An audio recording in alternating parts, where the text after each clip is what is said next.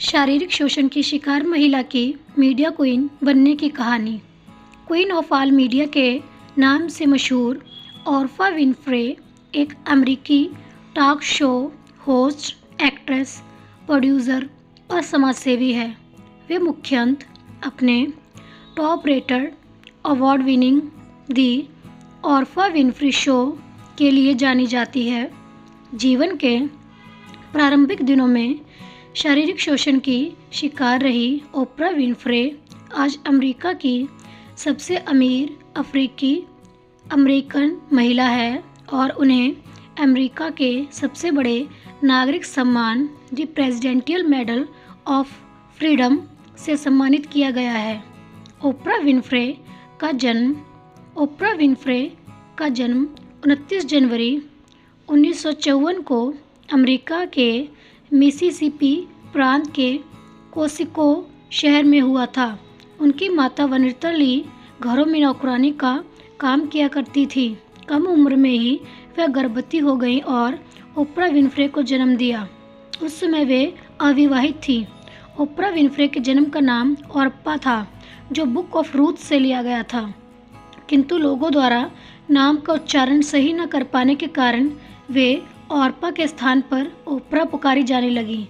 बाद में उन्होंने इसी नाम को अपना लिया। ओप्रा विन्फ्रे का प्रारंभिक जीवन। दयनीय आर्थिक स्थिति के कारण ओप्रा की मां उनका उचित रीति से पालन पोषण करने में असमर्थ थी, इसलिए वह उन्हें उनकी नानी हॉटी मां ली के पास छोड़कर काम की तलाश में अन्य जगह चली गईं। अपने जीवन के प्रारंभिक 6 वर्ष ओप्रा ने अपनी नानी के सानिध्य में व्यतीत किए। ओप्रा की नानी एक धार्मिक महिला थी। वह उन्हें अपने साथ गिरजाघर में ले जाया करती थी और बाइबल के वचन पढ़कर सुनाया करती थी। इस तरह ईश्वरीय वचन सुनते हुए ओप्रा बड़ी हुई। ओप्रा विन्फ्रे का शारीरिक शोषण। माँ के साथ ओप्रा का जीवन गरीबी और यातना से परिपूर्ण रहा। दूसरों के घरों में नौकरानी का काम करने के कारण उनकी माँ अधिकांश समय घर से बाहर रहा करती थी। इस कारण ओप्रा कभी भी अपनी माँ का सानिध्य महसूस नहीं कर पाई। यह स्थिति कई वर्षों तक रही। इस दौरान ओप्रा का कई रिश्तेदारों और उनकी माँ के विश्वास पात्र मित्रों के द्वारा शारीरिक शोषण किया गया। यह सिलसिला कई वर्षों तक चलता रहा। वह इतनी सहमी और भयभीत रहा करती थी कि इस बारे में अपनी माँ को कुछ नहीं बता पाती थी। जब उन्होंने परिवार में इस बारे में बताना चाहा तो उन पर ही झूठा इल्ज़ाम लगाने का आरोप मढ़ दिया गया। ओप्रा विन्फ्रे की शिक्षा। कुछ समय बाद उनकी मां उन्हें किसी तरह खोज कर वापस लाई और उनका दाखिला हाई स्कूल में करवा दिया। उनकी मां चाहती थी कि ओप्रा किसी तरह पढ़ लिख कर अपना भविष्य बनाने लायक बन जाए। स्कूल में ओप्रा ने स्वयं को अन्य अमीर घरों के बच्चों के मध्य पाया और उन्हें अपनी गरीबी का एहसास होने लगा।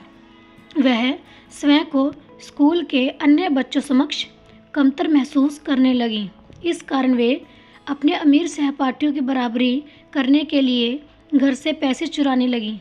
इस संबंध में पूछे जाने पर वह अपनी माँ से झूठ बोलती और उनसे बहस किया करती थी। आखिरकार ओप्रा की हरकतों से तंग आकर उनकी माँ ने उन्हें उनके सौतेले पिता वर्मन के पार नैशविले, टेनेसी भेज दिया और कभी अपने पास वापस नहीं बुलाया। ओप्रा विन्फ्रे का करियर। हाई स्कूल के आखिरी दिनों में एक दिन वह अपनी ड्रामा क्लास में रिहर्सल कर रही थी। तब एक local radio station W wall ने उन्हें देखा और उनके सामने अपने रेडियो के लिए समाचार पढ़ने का प्रस्ताव रख दिया। यह प्रस्ताव ओप्रा ने सहर्ष स्वीकार कर लिया और रेडियो के समाचार वाचक के रूप में उनका करियर प्रारंभ हो गया। किंतु अब भी पढ़ाई उनकी पहली प्राथमिकता थी।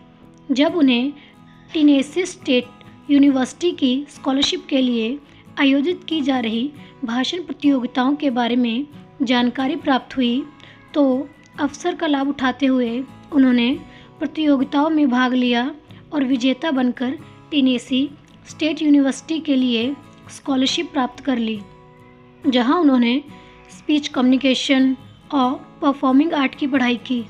यूनिवर्सिटी के प्रथम 2 वर्षों में ही रेडियो में समाचार वाचक का कार्य उन्होंने जारी रखा। यूनिवर्सिटी में रहते हुए ही 17 वर्ष की उम्र में 2 सौंदर्य प्रतियोगिता जीतकर वे मिस ब्लैक नेशविले और मिस टेनेसी बन गईं। वह सौंदर्य और बुद्धि का अद्भुत समन्वय थी, जिसे देखकर CBS टेलीविज़न ने उन्हें समाचार वाचन का प्रस्ताव भेजा, जिसे उन्होंने अस्वीकार कर दिया। द ओप्रा विन्फ्रे शो को मिले पुरस्कार और अवार्ड। सन 1987 में उनके टॉक शो को 3 डे टाइम एमी अवार्ड प्राप्त हुए, best host, best direction, best talk show. आगामी वर्ष में भी उनके टॉक शो को सर्वश्रेष्ठ टॉक शो का डे टाइम एमी अवार्ड प्राप्त हुआ। साथ ही उन्हें अंतर्राष्ट्रीय रेडियो और टेलीविज़न सोसाइटी का broadcaster of the year award प्राप्त हुआ। इस पुरस्कार को पाने वाली वे सबसे युवा व्यक्ति थी। ओप्रा विन्फ्रे की नेटवर्थ। अप्रैल 2023 में ओप्रा विन्फ्रे की कुल संपत्ति 2.8 बिलियन आंकी गई थी। वह न केवल सबसे अधिक पैसे कमाने वाली टीवी कलाकार हैं, बल्कि अमेरिका की सबसे अमीर सेल्फ मेड महिला हैं और सबसे अमीर अफ्रीकन महिला हैं। दोस्तों, आपको Oprah Winfrey success story in Hindi कैसी लगी? आप अपने कमेंट्स द्वारा हमें ज़रूर बताएं और शेयर करें। ऐसे ही बायोग्राफिक्स एंड सक्सेस स्टोरी पढ़ने के लिए मेरे चैनल को लाइक सब्सक्राइब कर दें। आपको बहुत धन्यवाद होगा। मिलते हैं अगली ऐसी ही अच्छी कहानी के साथ।